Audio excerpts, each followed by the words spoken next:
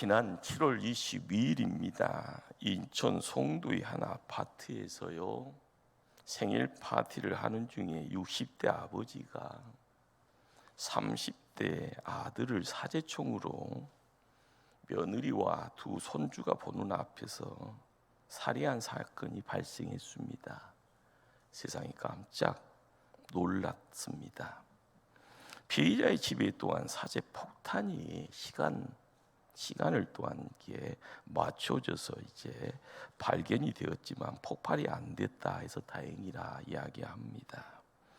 왜 이런 사건에 대한 내용들이 발생되는가?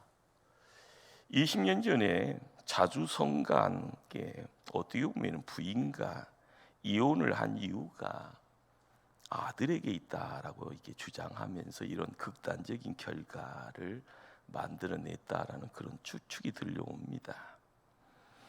이렇게 불시에 찾아오는 사건 소식들이요, 남의 이야기처럼 보이지 않는 이유는 무엇입니까? 성경에 나타나는 말세 때의 모습입니다.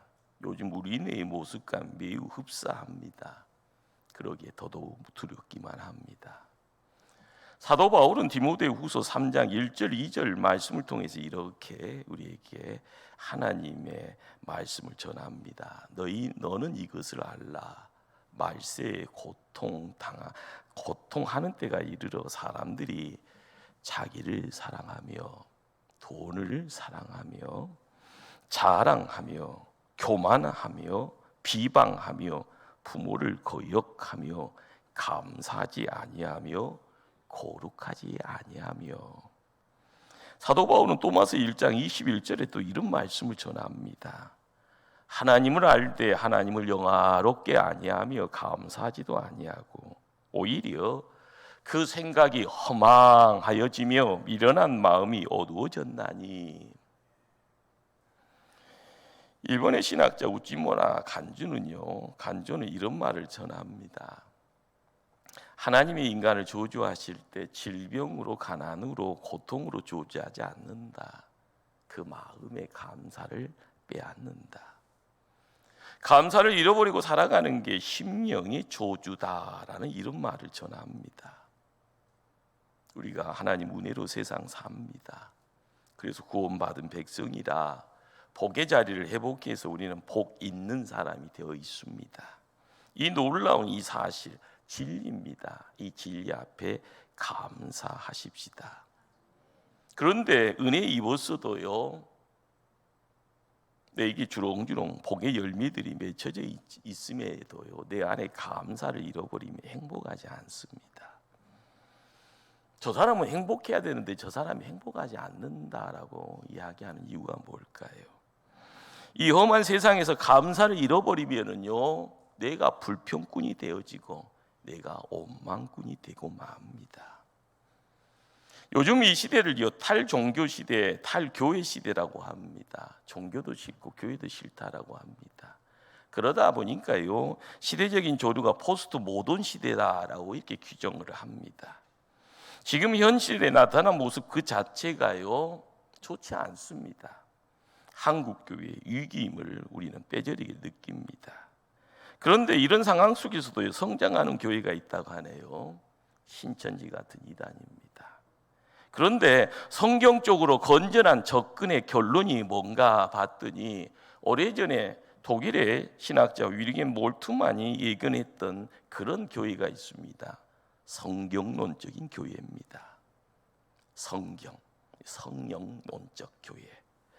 19세기 이전까지는요, 성경을 읽어가면서요, 성령에 대해서는 관심이 별로 없었습니다. 신학교에서 신학의 대주제로 또한 이렇게 공부하지 않았던 부분들입니다. 그런데 이 성령에 대한 내용들이 이렇게 부각되어지는 그런 어떤 상황 속에서 어떻게 보면 대표주자로 모습을 드러내는 분이 있습니다. 미국의 무리 신학교의 초대 교장이었던 R.A. 토레이 신부입니다. 그는 어떤 분인가 봤더니 한국 강원도 태백에 있는 예수원의 설립자였던 대천덕 신부의 할아버지가 됩니다. 자, 그는 오래전에 19세기 세계 성령 운동에 불을 붙였던 분으로 우리에게 기억이 됩니다. 그는요, 미국, 영국, 호주, 심지어는 중국까지 다니며 하나님이 도구로서 쓰임 받고요, 성령의 부흥의 운동을 주도했던 인물입니다. 이분의 영향력 때문에 1903년 한국의 온산에 대부흥 운동이 일어나고요, 1907년 평양 대부흥이 이어졌더라라고 이야기가 됩니다. 일제 강점기의 암흑기예요. 이 민족에게 성령 하나님이 오셨고요, 한국 땅에 꿈과 희망을 주셨고요, 한국 교회에 하나님의 부흥이 시작된 겁니다. 도래이신 분은요, 강력한 성령의 역사, 이 역사를 통해서 세상이 바뀌어지는 그 가운데 실제적인 속사를 대한 부분들을 말해줍니다.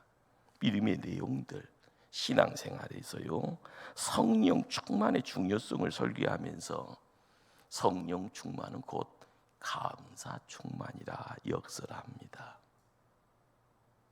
따라할까요? 성령 충만, 감사 충만. 하나님은 하나님의 자녀들이 행복하기를 원하십니다. 그런데 행복이 어디에 있습니까? 흔히 사람들은요, 주변 환경 속에 있다라고 이야기합니다. 큰 저택에서요. 그리고 내가 어떻게 보면 보물창고처럼 곳간이라라고 이야기되어지는 공간에 금으로 반짝반짝 빛나는 것으로 가득 채워져 있기를 원하고요, 누군가에게 꼭 숨겨낸 나는 코인 얼마 갖고 있어, 이런 이야기를 하면서 행복해합니다. 은행의 통장에요, 그래도요 수십억을 갖고 있어야 되고 어디 가서요 우쭐거릴 수 있지 않냐, 이렇게 이야기하면서 행복해합니다. 그러나 실상은 그렇지 않습니다. 행복은요, 내 밖에 있는 것이 아니라 우리 마음 안에 있습니다. 성령 하나님이 오셔서 하시는 가장 큰 일이 뭡니까? 우리를요 구원하시는 일이고요, 우리의 마음을 변화시키는 일입니다. 성령 하나님의 역사가 뭔가라고 이야기되었을 때, 이전에는요 홀단신이었습니다. 내가 아무것도 몰랐고요, 모르는 가운데 내가 힘쓰고요, 내가 열심히 내면 다 이루어지는 줄 알았건만 벽에 부딪히면은 내 팽개침을 받습니다. 갑자기 막힘이 있으면 이것이 늪이냐라고 생각되어지면 허우적거리고 살려달라고 이야기하는 것이 우리의 모습입니다. 그러나 보이는 것은 대처가 되지만 보이지 않는 것이 대처가 되지 않습니다. 중요한 것은 하나님의 존재에 대해서, 실상에 대해서 관심이 없다가 문제 앞에서, 어려움 속에서, 환난 속에서요 누군가가 나를 도와줬으면 좋겠다라고 생각을 합니다. 그러다 보니까 무당 앞으로 달려가기도 하죠.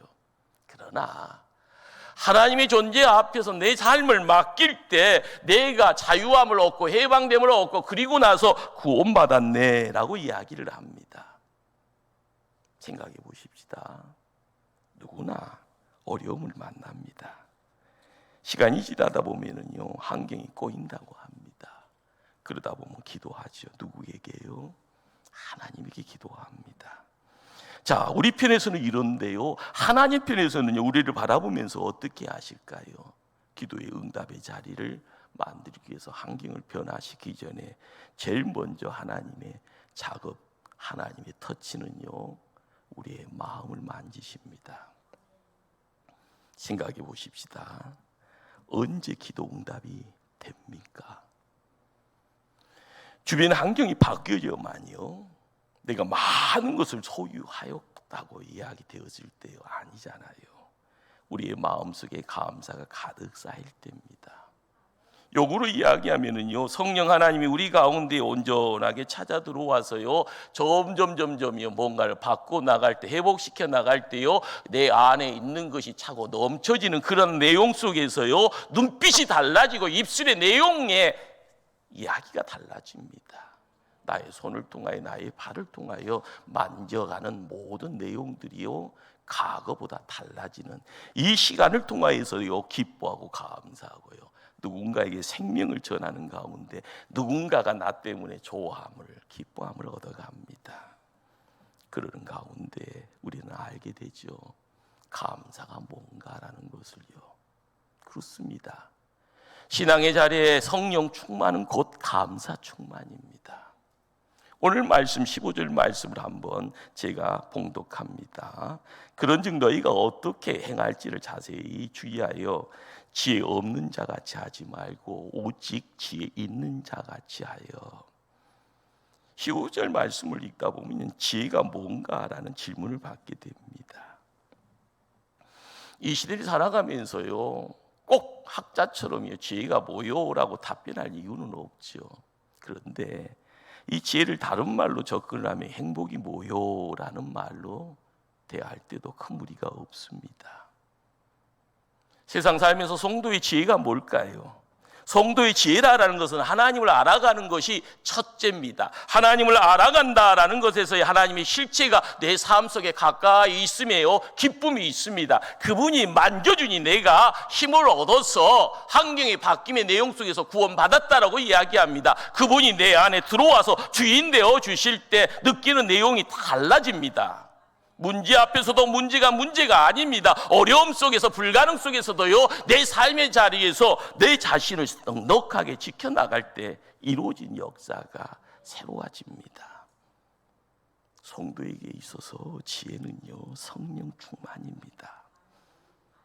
자연스럽게요 우리의 인생이 믿음의 씨앗이라 생각되어지는 것이 시간이 지나면은요 열매 맺어지는 그 자리에 우리는 그 열매를 감사라고 이야기를 합니다.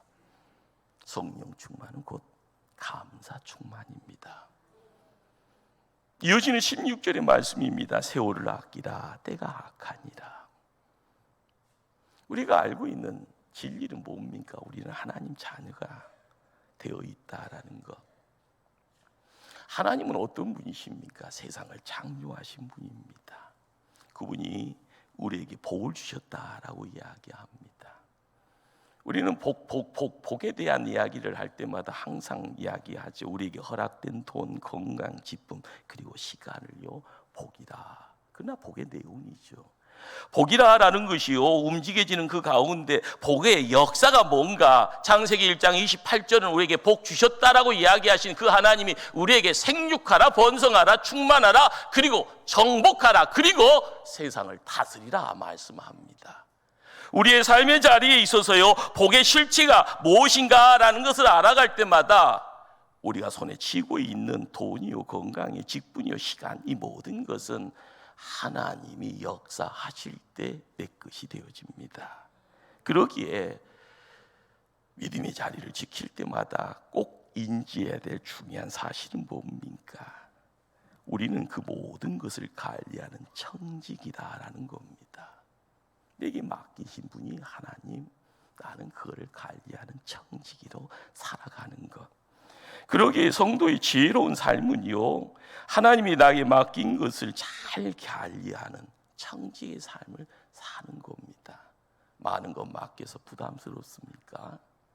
너무 작은 것 맡겨주셔서요 어디 가서 의기소침합니까? 중요한 것은 지금 이 시간에 나에게 있는 것이 소중한 겁니다. 크든 작든 간에요. 그러기에 15절 16절이 강조하는 내용은요 시간을 잘 관리하라는 겁니다. 세월을 아끼라 때가 악하니라. 말씀의 문맥이 좀 맞지 않잖아요. 그냥 세월을 아끼라, 세월이 살과같이 빠르다, 세월을 아껴라, 세월은 흐르는 물과 같이 흘러간다, 이렇게 했더라면요 시적이고 멋있게 보이지 않습니까? 믿음 생활에 무슨 것이 필요하겠습니까? 세상이 녹록지 않습니다. 세상이 전쟁터입니다. 악한 자의 전쟁입니다. 정신 똑바로 차리지 아니하면은요 큰일 나는 그런 세상입니다. 1925년 노벨 문학상을 받았던 영국의 조지 버나드 쇼의 묘비에 이런 글귀가 쓰여 있다고 하네요. 영어로 쓰여져 있는 것을 한국말로 이야기하는 겁니다. 어영부영하다가 내 이럴 줄 알았다. 현대를 살아가는 우리에게 울리는 경종과도 같습니다. 무슨 말인가요? 그냥 어영부영 살다가 시간 낭비하고 만다. 그게 바로 내 인생이 될 수 있으니 세월을 아끼라. 빨리 가든 느리게 가든 달려가든 기어가든 날아가든 때가 악하니라. 너의 시간을 구별하고 구원하여 구속하여 살라는 것입니다. 우리가 중심에 놓치지 말아야 될 것은요, 정신 차려야 되는 겁니다. 18절 말씀을 우리 한 목소리로 한번 합독하실까요? 오늘 본문 18절 말씀입니다. 술 취하지 말라. 이는 방탕한 것이니 오직 성령으로 충만함을 받으라. 우리가 세상 살 때마다요, 누구한테요 지적질 당할 때 어리석다, 지혜롭다 이런 말 들을 때마다 시비가 엇갈립니다. 오늘 말씀 읽다 보면 술 취하지 말라. 옛날 한때 나도 술 취해봤는데, 아니 지금도 술 취하나? 술 취했던 일이 있었나? 이런 생각하죠. 술 취하는 것과 성령이 취하는 삶에 대한 비교, 그리고 대조되어지는 삶을요, 비슷한 것 같지만 전혀 다른 내용입니다. 술을 통해서 나를 가득 채워가는 것, 그러나 내 안에요 성령으로 가득 채워져 있는 이 내용들, 하나님은요 구분시킵니다. 술로 가득 채워서는 망한다. 그러나 우리는 질그릇이다. 그러나 이곳에요 성령의 가득 채움을 통하여서 이루어지는 세상이 바뀌어지는, 거기에 우리를 세우려고 하신다라는 겁니다. 우리는 교회 생활을 하는 중에 성령 충만하면 은사론적인 성령 충만을 생각합니다. 방언해야 되고요, 병이 나서야 되고요, 능력받아서 이것저것 하는 것으로 생각합니다. 혹은 긴박한 상황 속에서 바람같이 불같이 임하는 돌발적인 능력 사건을 통해서요 갑자기 요단강이 홍해가 갈라지는 것 상상해 보기도 합니다. 물론 성령 충만함의 은사가 나타나지요. 그러나 오늘 구절은요 은사론적인 접근과의 차별이 분명하게 보입니다. 창세기 7장이에요. 아니 사도행전 7장, 신약의 사도행전 7장에 무슨 사건이 있는가 하면은요, 스데반 집사가 복음 전도하는 중에 돌 맞아 죽어가는 가운데 하나님께 기도를 전하는 모습이 기록이 되어 있습니다. 순교하는 장면입니다. 주 예수여, 내 영혼을 받으시옵소서. 주여, 이 죄를 그들에게 돌리지 마옵소서. 마지막 기도의 자리입니다. 죽음을 목전에 두고요 하나님 앞에 기도로요 자기의 삶을 온전히 맡겨갑니다. 두려움이 없었을 거예요. 당당하게 죽음 앞에 자기의 삶을 맡기니 그를 순교라고 이야기합니다. 피 흘렸고 돌이 날아오는 그 순간에도요 성경은요 그 얼굴이 천사처럼 빛났다라고 기록합니다. 우리도 오늘날 순교 현장을 부딪힌다라고 하면은 누구나 싫어요 할 겁니다. 그러나 얼굴이 천사처럼 빛나고 당당하게 내 영혼 주님께 맡깁니다. 이 기도하며 죽을 수 있을까 생각해 보죠. 도저히 불가능할 것 같습니다. 그러나 갑작스러운 성령의 임재하고는 차이가 있게 보이잖아요. 성경은 스데반 집사가 이 순교의 장을 접할 때 성령 충만했다라고 기록을 합니다. 어떻게 한 인간이 순교 앞에서 당당할 수 있는 그 담대함의 내용, 마음의 심성의 품성의 어떤 변화를 이루어 나갈 수 있을까? 용쓰고 기쓰고 발악한다라고 안 되는 부분인데 그 일을 가능케 했던 것을 요 성경은 성령 충만했더라라고 기록하고 있습니다. 교회 절기에요 추수감사절이 있죠. 구약의 유대인들의 3대 절기 가운데 초막절이 흡사한 절기가 됩니다. 초막절은요 1년 농사 끝내고 광야에 나가서 7일 동안 초막을 짓고 살면서 출애굽 광야 40년 동안 하나님이 어떻게 동행해 주셨는지 구름기둥 구름기둥으로 성령이 임재했던 그 시간을 재현하는 절기이고요. 더더욱 중요한 것은 하나님이 함께해 주신 그 은혜를 감사하는 명절이 됩니다.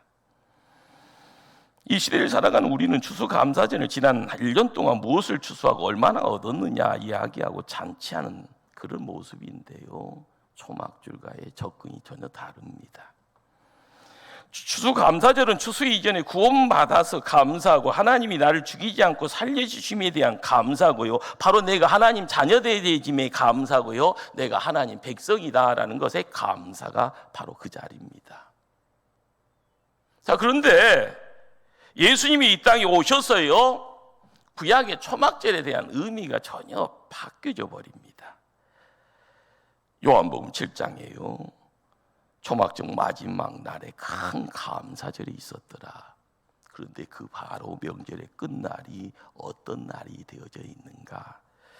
요한복음 7장 37절의 말씀입니다. 명절 큰 날, 곧 큰 날에 예수께서 서서 예쳐 이르시되 누구든지 목마르거든 내게로 와서 마시라라고 예칩니다. 그리고 나서요, 나를 믿는 자는 성경의 이름과 같이 그 배에서 생수의 강이 흘러나오리라라고 예수님 말씀합니다.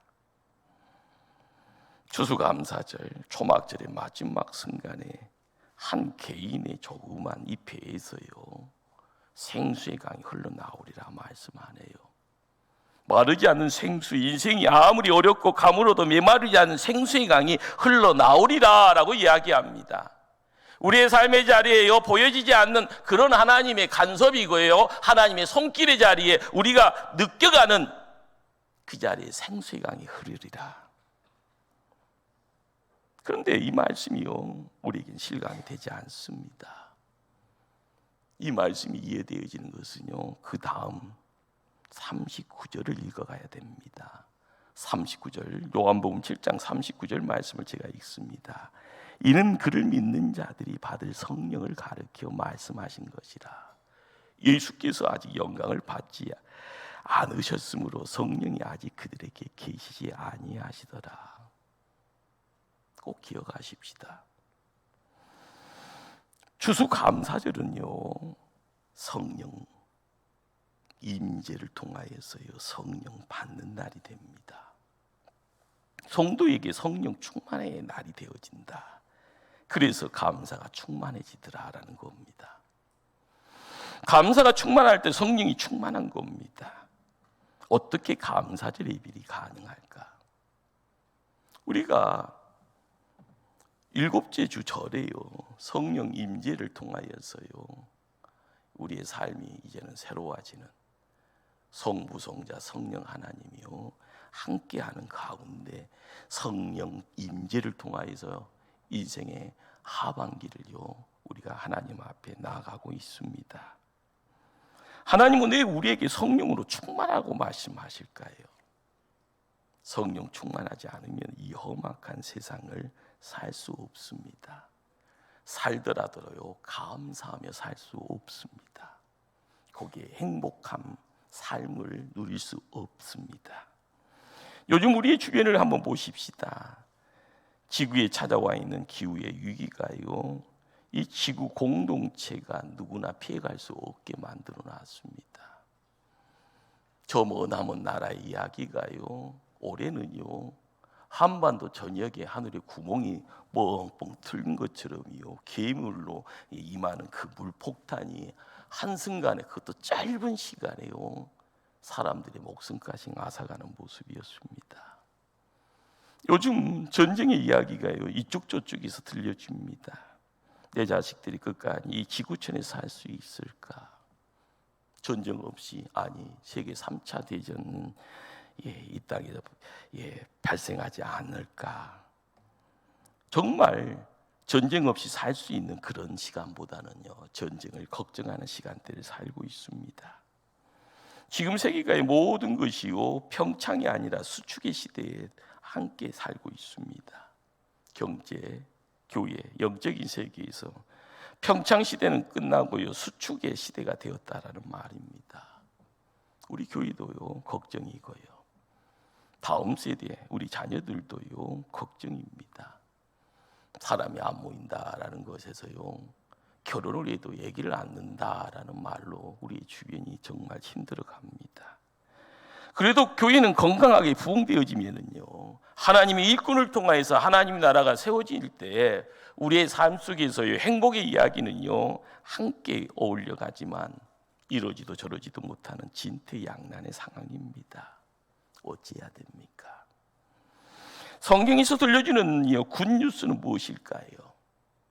광야 40년 지내면서요, 이스라엘 백성들이 무슨 생각하고 살았을까요? 눈에 보여지는 광야는요, 죽음의 땅입니다. 그래도 하루하루가요, 사라집니다. 매일매일 생존의 위기를 느끼면서 하늘에서 내리는 만나를 경험합니다. 목말라는 상황 속에서 반석이 터지니 생수가 터져 나옵니다. 거기에 목마른 그들에게 매일 새벽에 메추라기가 날라옵니다. 40년 동안 옷과 의복이 신발이 헤어지지 않습니다. 모든 것이요, 하나님이 주시는 은혜입니다. 인간 편에서는 기적입니다. 이게 어떻게 가능했습니까? 성경은요, 구구절절 이야기하지 않습니다. 성령 충만의 사건으로 말해줍니다. 이스라엘 백성은 광야 40년의 여정을 성령 충만의 사건으로 받아들였습니다. 그래서 본인들이 광야로 나아갑니다. 초막을 짓습니다. 성령을 체험하는 장막절을 지켰던 겁니다. 그리고 나서 자녀들에게, 후손들에게 이 경험의 장으로 나아가게 합니다. 도심 운명 속에서 가득가득 흙이 없는 콘크리트 세상에서도요, 지금도 유대인들은 텐트 치고 7일의 시간을 장막절로 보내고 있습니다. 감사절의 예배, 그렇습니다. 지난 1년 동안 내 재주로 산 것 아니기에 하나님의 은혜였습니다. 내가 땀 흘려서 만든 이 불을 통하여, 길을 통하여서 내 인생의 문제를 다 해결했으니 하나님 없이도 살았습니다가 아닌 겁니다. 하나님의 은혜였습니다. 잘 되는 것도 하나님의 은혜. 힘든 순간에도요, 나에게 힘 주시고 능력 주시고 넉넉하게 넘어갈 수 있도록 이끌어 주시는 그 하나님의 인도하심이 하나님의 사랑인 줄을 깨달았기에 나아가는 겁니다. 그렇습니다.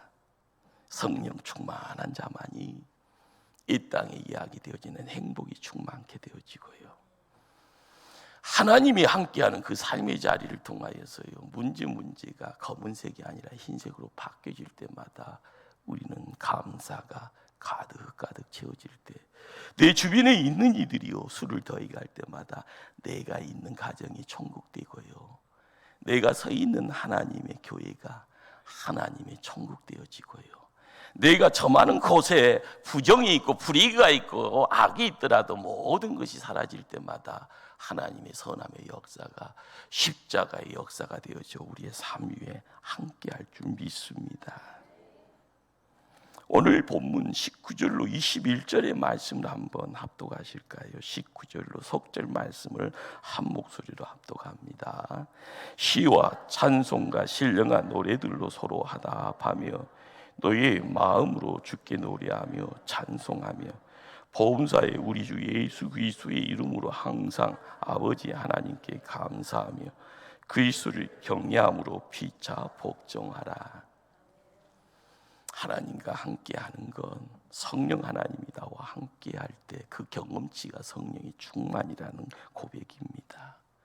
오늘 19절로 21절 말씀을 통하여서요, 성도의 신앙이 무엇인가, 인간의 마음의 어떤 품성의 내용은 어떠해야 되는가라는 걸 봅니다. 우리는 과거 사회의 모습을 통하여서요, 지금이 좀 나아졌으면 어디 가서도 힘있게 이야기합니다. 내리막을 걷는 인생이 아니라 오르막을 걸어갈 때요, 우리에게는요, 하나님의 역사가 함께합니다. 우리가 땅의 인생인지라 먼지 들이켜 가는 것이 아니라, 날개가 꺾어져 추락하는 인생이 아니라 믿음의 날개를 펴서요, 날개질을 통하여 하나님 곁에 조금 더 가까이 갈 수 있는 자, 하나님의 음성 앞에, 하나님의 은혜 가운데요, 하나님의 말씀 때문에 조금씩 새로워질 수 있다라는 것, 우리가 믿음 생활을 하면서 경험해야 될 내용입니다. 그러기에 19절은요, 성도의 찬양이 무엇인가라는 겁니다. 20절은 감사가 무엇인가라는 겁니다. 21절이다라는 것은 내 곁에 사람들이 얼마나 소중한가, 서로 사랑의 내용이 서로 복종의 자리까지 함께하는 것이 얼마나 아름다운가 이야기하는 겁니다. 그러기에요, 우리의 삶의 현장이 아무리 힘들다 할지언정 우리가 모여있는 그곳이 예배장이 되어지면 우리는 시와 찬송과 신령한 노래를 할 때 세상이 바뀌어집니다. 왜요? 성령 하나님이 함께 하시기에요. 성령 하나님이 함께 할 때마다 우리 속에 행복의 노래가 넘쳐날 줄 압니다. 행복해지는 것이 누가 돈 준다고 해서 이루어지는 것 아니잖아요. 행복의 내용을 통하여서요, 감사하고요, 감사를 통하여서요, 하나가 열이 되고 열이 백이 되고 백이 천이 되고 만이 되어지는 그 역사가 오늘의 시간에 우리 위에 함께 임하기를 축원합니다. 하나님이 내게 맡긴 사람이 얼마나 소중합니까? 그러니 아끼고 격려하고 칭찬하고 존중하고 서로 사랑하는 가운데 복종할 때 살만 나는 겁니다. 그것이 천국입니다. 천국이 천국이다라고 할 때는 거기에 주인이 누군가 성령 하나님이 임재하시는 역사가 있을 때 천국이다라는 겁니다.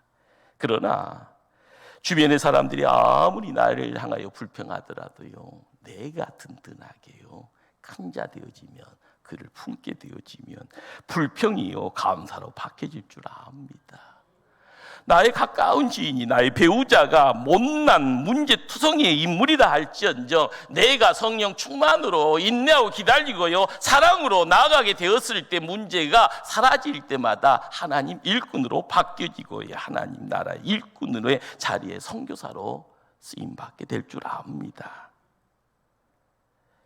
성령의 충만이라는 말, 감사가 충만이라는 말, 우리는 보이는 것과 보이지 않는 것에 감춰져 있는 씨앗이 보여지는 열매로 나타났을 때 우리가 믿음의 자리는 상호 유기적인 관계임을 깨달아야 할 줄 압니다. 그러면 문득 나는 정말 성령 충만한 사람인가 아닌가라는 생각이 들 겁니다. 예수 믿는 것이 그렇게 좋은데, 하나님이 내 아버지라는 것이 그렇게 좋은데, 예수 믿어서 예배장을 통하여 있으면 인생의 근심 걱정이 다 눈 녹듯이 사랑이 사라지는데, 그렇다면은요, 지금 나는 성령 충만한 겁니다. 그러나 감사 대신에 하나님에 대한 원망이 있습니다. 이웃에 대한 불평이 있습니다. 자기 인생에 대한 자학이 가득합니다. 그러면 지금 내가 성령 충만을 잃어버린 겁니다. 지금 교회 생활이 행복한가? 내가 섬기는 이 교회를 통하여서 하나님이 나에게 주신 하나님의 교회다라는 생각 속에서 감사가 넘치면은요, 내가 아무리 감옥에 같은 공간에 갇혀 있고요, 아무리 전쟁터에 있어서 총알이 난무한다 할지언정 내 삶 속에요, 내 삶 속에, 내 마음 속에서 천국이 허락이 되어지면 나는요, 기뻐할 수가 있습니다. 그래서 나는 성령 충만입니다. 예배 시간 때마다 은혜 받고 섬기는 것이 행복하다라고 생각되어지면은요, 나는 성령 충만입니다. 꼭 기억하십시다. 행복, 감사, 성령 충만은 한경이 있지 않습니다. 내가 무슨 일을 크게 많이 했냐라는 성취에 있지 않습니다. 내 주변을 감싸고 있던 어떤 환경도요, 나에게는 행복의 집터가 될 수 없습니다. 내 안에 있는 예수님이 계신 자리, 질그릇입니다. 못난 질그릇입니다. 가치 없는 질그릇입니다. 그러나 내 안에 보배로 함께하기를 원하시는 예수님이, 성령님이 함께하실 때 나는 존귀한 자가 되고요, 내 안에 있는 바로 그것을 통하여서 행복의 쉼터가 잇대어져 있으니 그것을 통하여 하늘의 지성소가 열려지는 열쇠가 있음을 깨달을 때마다 나는 매일매일 이 땅의 삶의 자리가 시온의 대로를 거니는 자, 찬송하고 연합할 때 하나님이 이를 감당할 때마다 하나님 군대의 위용이 드러나는 아름다운 모습들, 바로 우리의 모습이 되어야 될 줄 믿습니다. 성령 충만한 자, 입술을 통하여, 몸짓을 통하여 감사의 아름다움을 드러낼 때 이 교회는요, 하나님의 교회가 되어질 줄 믿습니다. 기도하십니다.